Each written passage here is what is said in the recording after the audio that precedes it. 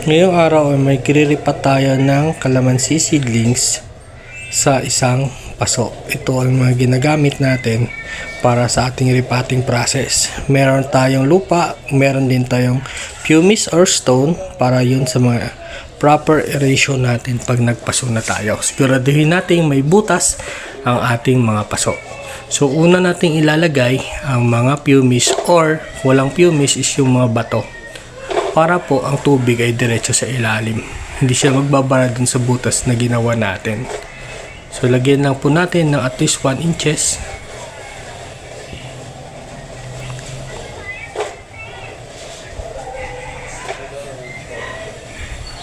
And then pagkatapos po natin maglagay is puputulin po natin yung plastic ng ating seedling sa ilalim.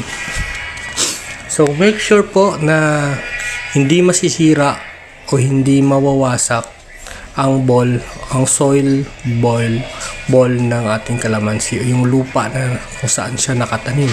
Kasi po pag nasira po yan, may tendency po na magtampo or manibago ang ating halaman sa bago niyang environment.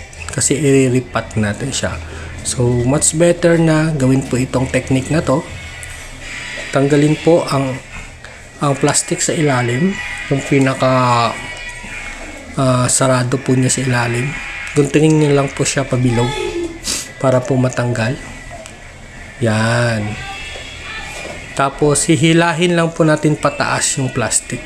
Dahan-dahan para hindi masira yung ating soil ball. Tapos ayan na po. Papasok lang po natin sa ating repotting pot.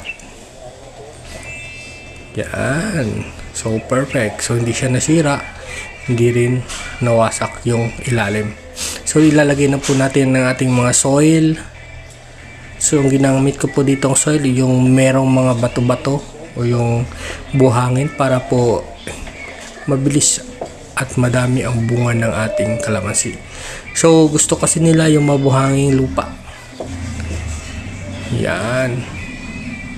Punuin lang po natin ito. Punuin natin yung isang pot para marami siyang lupa. Kasi in the long run, pag nagdilig tayo at nagdilig, is mababawasan po ang lupa na nakalagay dyan. Gawa ng lalabas po siya kasama ng tubig. Yan. So after po natin ito, after natin mapuno ng lupa ang ating paso, lalagyan po natin siya ng